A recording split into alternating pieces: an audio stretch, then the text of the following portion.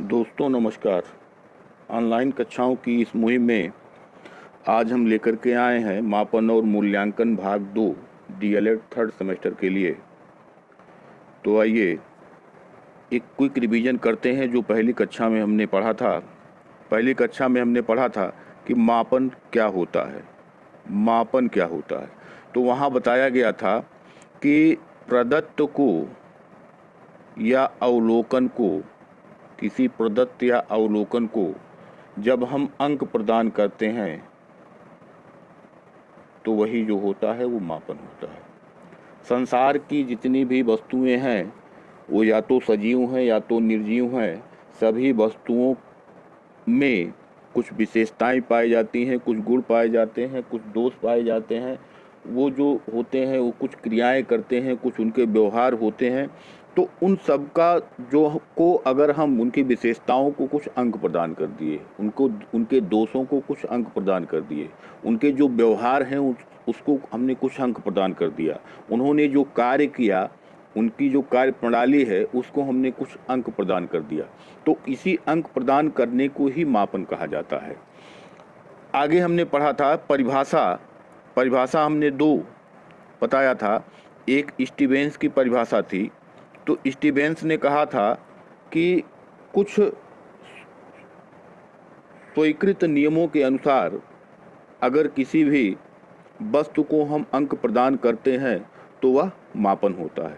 निश्चित स्वीकृत नियम जो है वह मीटर को, दूरी को हम मीटर में नापेंगे, किलोमीटर में नापेंगे। दूरी को हम यह कभी नहीं कर सकते हैं कि 1000 किलोमीटर दूर नहीं कह सकते, या हम ये नहीं कह सकते हैं कि राम 5 किलो लंबा है, नहीं कह सकते, क्योंकि वो जो हमारा समाज है, जो स्वीकृत नियम है, वो स्वीकृत नियम के अनुसार मीटर लंबाई को हम मीटर में ही मापेंगे, किलोमीटर में ही मापेंगे, इंच में ही मापेंगे, सेंटीमीटर में ही मापेंगे।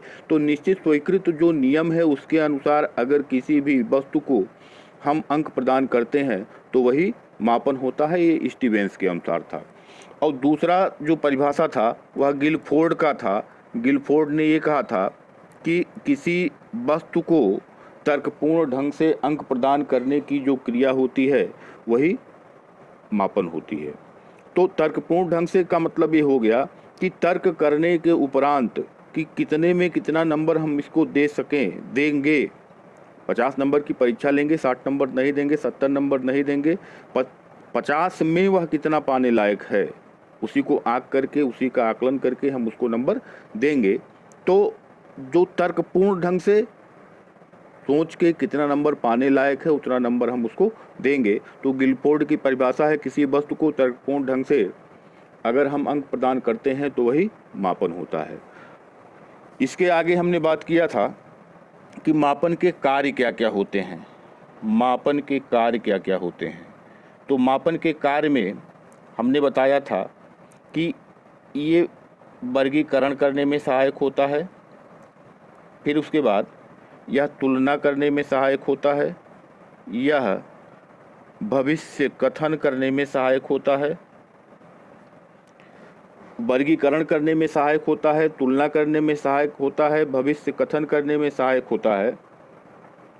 उसके बाद शोध में भी सहायक होता है, शोध कार्य में भी इसकी ज़रूरत होती है, और अन्य जगह पे भी इसके कार्य होते हैं। अब अगर इसके आगे की बात करें तो आगे हमने देखा था कि मापन के स्तर कौन कौन से होते हैं। मापन के स्तर, तो मापन के स्तर में 4 स्तर बताया गया था। पहला बताया गया था नामित या शाब्दिक स्तर, दूसरा बताया गया था क्रमित स्तर, तीसरा बताया गया था अंतराल स्तर, और चौथा बताया गया था अनुपात स्तर। ये सबसे निम्न मापन का सबसे निम्न स्तर होता है और ये सर्वोच्च स्तर होता है। मापन का सबसे निम्न स्तर नामित स्तर या शाब्दिक स्तर, और मापन का सर्वोच्च जो स्तर होता है वो अनुपात स्तर होता है। नामित स्तर, नाम के आधार पे जब हम वर्गीकरण करते हैं नाम के आधार पे। जैसे हमने बताया था कि अगर विश्व के जो देश क्रिकेट खेलते हैं उन देशों के क्रिकेट टीमों का नाम, Indian team, Pakistan team, Sri Lanka की टीम, तो ये हमने नाम के आधार पे उनका वर्गीकरण कर दिया। क्रमित स्तर क्या होता है? क्रमित स्तर का मतलब ये हो गया कि जब हम एक परीक्षा लेते हैं, परीक्षा लेने के बाद हम प्रथम, द्वितीय, तृतीय, चतुर्थ का जब हम चयन करते हैं तो उसको एक क्रम से हमने क्रम दे दिया। वही क्रम जो होता है एक क्रमिक स्तर होता है। तीसरा जो हो गया अंतराल स्तर। अंतराल स्तर का मतलब होता है कि एक बिंदु से दूसरे बिंदु के बीच की जो दूरी होगी वह हमेशा समान होगी। जैसे थर्मामीटर होता है, थर्मामीटर में 100 से 120 डिग्री के बीच का जो मान होगा वही मान 101 से 102 डिग्री के बीच का होगा, तो दोनों सेम होगा। लेकिन इन तीनों स्तरों में कोई निरपेक्ष शून्य नहीं होता है। निरपेक्ष शून्य नहीं होता है। नामित स्तर में भी कोई शून्य नहीं है, क्रमित स्तर में भी एक से शुरू करेंगे, कोई शून्य नहीं है। अंतराल स्तर में भी कोई एब्सोल्यूट जीरो नहीं होता है, निरपेक्ष शून्य नहीं होता है। अनुपात स्तर में जब हम आएंगे तो यहाँ हमको एब्सोल्यूट जीरो मिलता है, इसलिए यह अनुपात स्तर जो है वह मापन के स्तर का सर्वोच्च स्तर कहलाता है। जैसे अनुपात स्तर में हम ले सकते हैं कि किसी जगह का जो टेम्परेचर होता है, किसी जगह का ताप, किसी जगह का जो ताप होगा वह जीरो भी हो सकता है और जीरो से ऊपर भी जा सकता है और जीरो से नीचे भी जा सकता है। तो इसका जो मापन हम करते हैं वह जीरो से ऊपर, जीरो से नीचे, तो एब्सोल्यूट जीरो यहाँ है और यही सर्वोच्च स्तर होता है मापन का। उसके आगे अगर हम देखेंगे तो मापन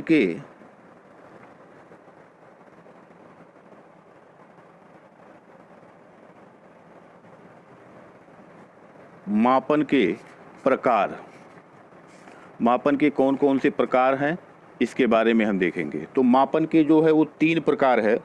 पहला प्रकार जो है वो निरपेक्ष मापन, दूसरा प्रकार सामान्यीकृत मापन और तीसरा जो है वह इप्सेटिव मापन। तो ये मापन के 3 प्रकार हो गए। आइए समझते हैं कि ये है क्या क्या। मापन के प्रकार में पहला प्रकार निरपेक्ष मापन, दूसरा प्रकार सामान्यीकृत मापन और तीसरा प्रकार इप्सेटिव मापन। आइए एक एक करके देखते हैं कि ये है क्या।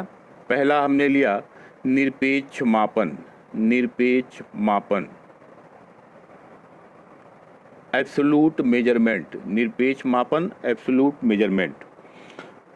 एब्सोल्यूट मेजरमेंट क्या है? एब्सोल्यूट मेजरमेंट वही जहाँ पे एब्सोल्यूट जीरो होगा, जहाँ पे भी एब्सोल्यूट जीरो होगा वही निरपेक्ष मापन होगा। अगर निरपेक्ष जीरो नहीं है तो निरपेक्ष मापन नहीं हो सकता है। जैसे यदि किसी स्थान का तापमान हमने माप लिया तो एब्सोल्यूट जीरो ये होगा, एब्सोल्यूट जीरो होगा।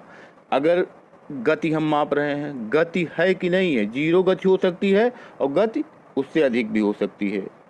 लंबाई को माप रहे हैं, लंबाई कुछ हो भी सकती है और लंबाई कुछ नहीं भी हो सकती है।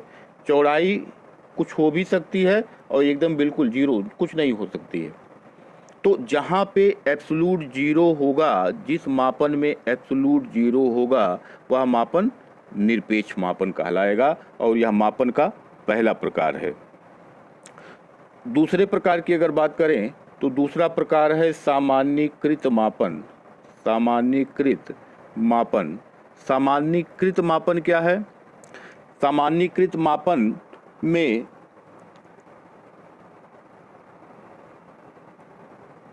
एक जो प्राप्तांक होता है वह दूसरे प्राप्तांक से प्रभावित नहीं होता है। एक जो प्राप्तांक होगा वह दूसरे प्राप्तांक से प्रभावित नहीं होगा, वह एक दूसरे से स्वतंत्र होते हैं और इसमें परम शून्य की संभावना कुछ नहीं होती है। इसमें कोई परम शून्य की संभावना नहीं होती है। जैसे हम कह दें कि एक अंग्रेजी के टेस्ट में ए और बी ने पार्टिसिपेट किया, ए ने 25 नंबर प्राप्त किया और बी ने 50 नंबर प्राप्त किया, तो यहाँ पर हम ये नहीं कह सकते हैं कि बी जो है वह ए से दुगना योग्यता रखता है। हो सकता है दुगना योग्यता हो सकता है दुगना योग्यता ना भी हो, क्योंकि जो उसने पढ़ा हो वो उस पेपर में आ गया हो, जो ए वाला पढ़ के गया हो उस पेपर में ना आया हो, लेकिन जानकारी ए की ज़्यादा हो और बी की उतनी जानकारी ना हो, या बी ने कहीं से नकल कर लिया हो और ए नकल ना किया हो, तो ऐसा भी कंडीशन होता है। तो इसको हम सामान्यीकृत रूप में इस तरीके से नहीं कर सकते हैं कि बी जो है वह ये से दुगना योग्यता रखता है। तीसरा जो अगला है, इसमें इप्सेटिव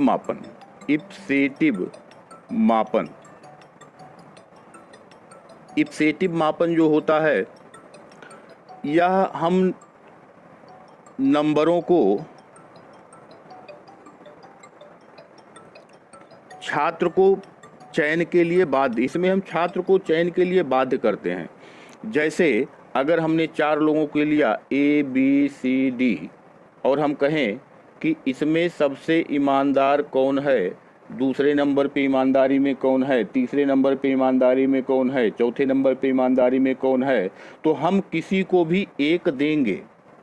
और अगर हमने 1 दे दिया तो फिर दूसरे को हम फिर 1 नहीं दे सकते हैं। दूसरे को देंगे तो फिर 2 ही देंगे, 3 ही देंगे, 4 ही देंगे।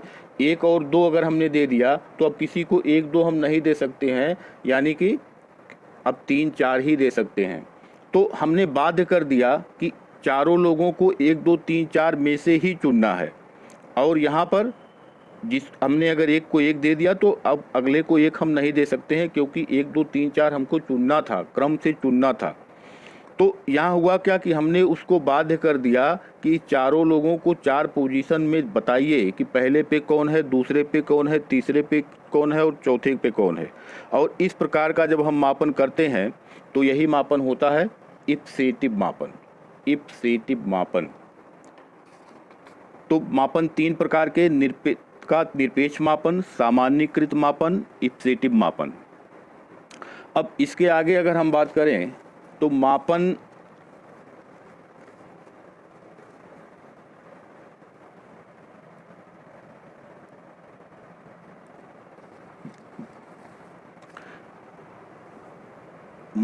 के चर,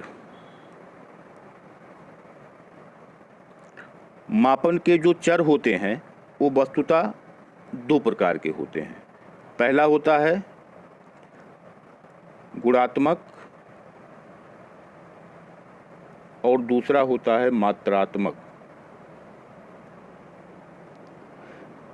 जब हम किसी के गुणों के आधार पर हम उसका मापन करते हैं, गुण के आधार पे जब हम किसी व्यक्ति का मापन करते हैं तो वह गुणात्मक मापन होता है।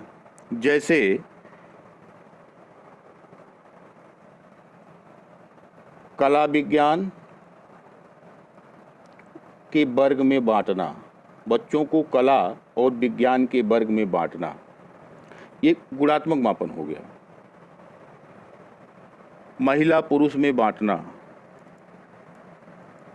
कोई एक गुण हमने लिया और उस गुण के आधार पे हमने वर्गीकरण कर दिया, कला विज्ञान का, महिला पुरुष का, ग्रामीण और शहरी का।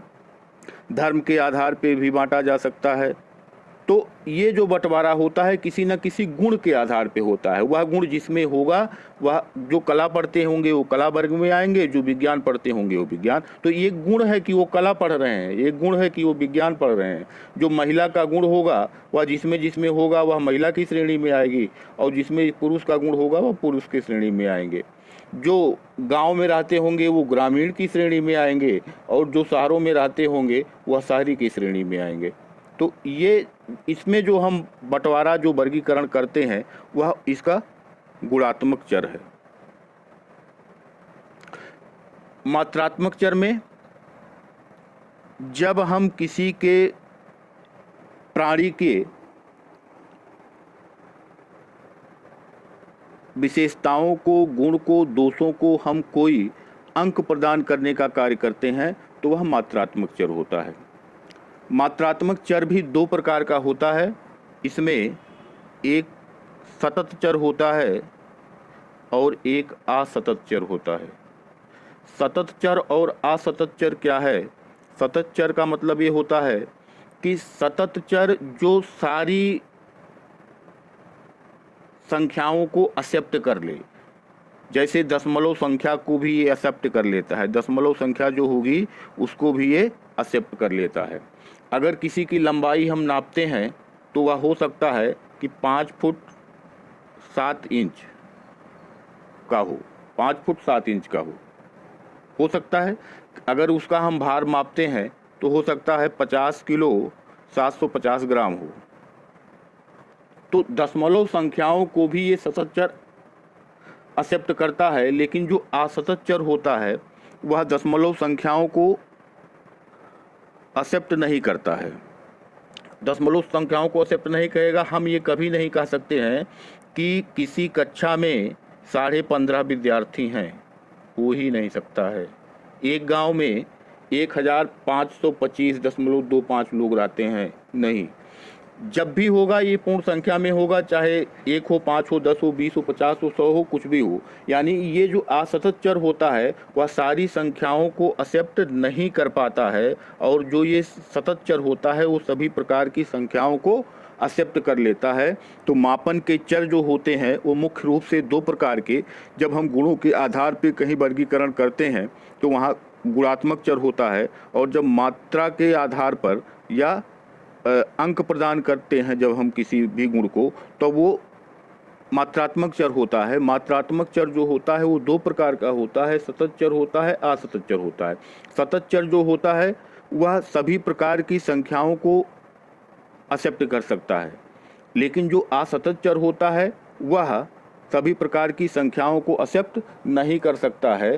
तो सतत चर का जो उदाहरण होगा वह बालकों का भार,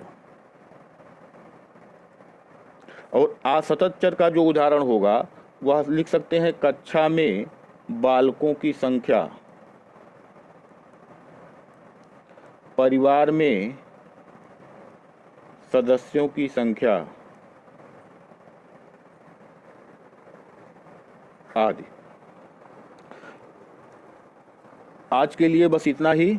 अब कल चर्चा होगी मूल्यांकन पे। मूल्यांकन क्या है, मूल्यांकन कितने प्रकार का होता है, ये सारी चीज़ें चर्चा होंगी। अब इसको आप बार बार दोहराते रहिए, देखते रहिए, और पढ़ने के बाद आपका जो अंशाल पेपर है उससे जो क्वेश्चन आए हुए हैं उसको देखिए कि आपसे वो क्वेश्चन बनते हैं कि नहीं बनते हैं पढ़ने के बाद। अगर नहीं बनते हैं तो आप कमेंट करिए, बताइए, उसकी व्यवस्था होगी। धन्यवाद।